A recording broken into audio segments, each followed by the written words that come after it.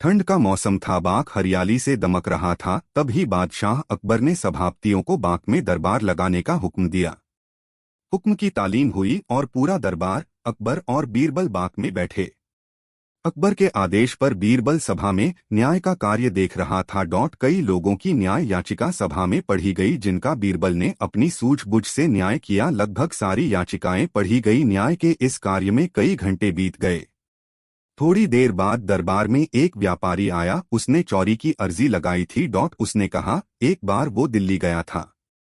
वहां उसने सोने का कबूतर देखा। उसके पंख सोने के थे।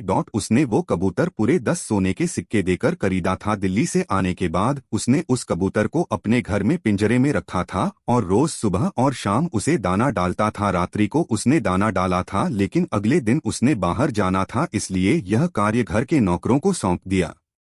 जब वह वापस आया तो कबूतर पिंजरे में नहीं था। अब उसे नौकरों पर शक है कि उन्होंने मेरे कबूतर को मार दिया, पर उसके पास कोई सबूत नहीं है। व्यापारी के शक के आधार पर घर के नौकरों को दरबार में लाया गया। उसने कई सवाल पूछे पर किसी ने कोई उत्तर नहीं दिया।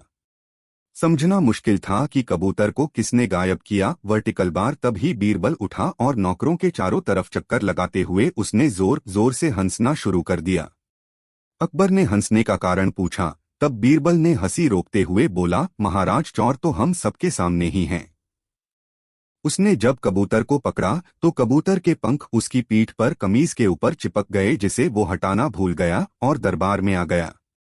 बीरबल की बात सुनकर एक नौकर घबराया और उसने अपने हाथों को अपनी पीठ पर फेर का जानने का प्रयास किया कि क्या उसकी कमीज पंख हैं।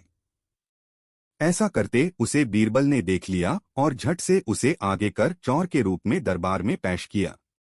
सबने उसकी कमीज देखी जिस पर कोई पंख नहीं था। तब बीरबल ने कहा, उसने चोर को पकड़ने के लिए झूठ कहा था।